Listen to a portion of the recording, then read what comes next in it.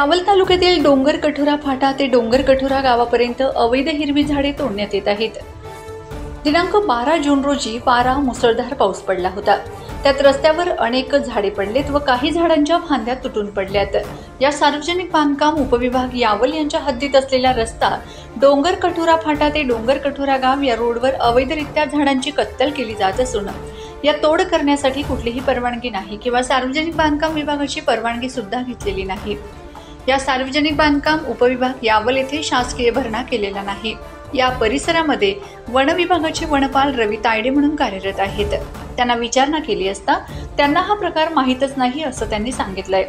एवढी मोठी झाडं तोड होत असताना वन विभागाचे कर्मचारी डोळे झाक करून गप्प का बसले, याबद्दल सर्व जाणाऱ्या येणाऱ्या नागरिकांकडून निषेध व्यक्त केला जात आहे। हिरव्या झाडांची अवैध कत्तल होत असताना सार्वजनिक बांधकाम उपविभाग यावल व यावल वन विभाग यावल पूर्व वन विभागाचे कर्मचारी या रस्त्याने नेहमी वापरत असताना यांनाही अवैध झाडांची कत्तल दिसून येत नाही का? अशा अवैध झाडांच्या कत्तलीने वेळेवर पाऊस पाणी होत नसून कुठलीही कार्यवाही वन विभाग का करत नाही, याकडे जनतेचे लक्ष लागून आहे। चॅनल सबस्क्राइब करा, बेल आयकॉनचे बटन दाबा, सोबत शेअर करायला विसरू नका।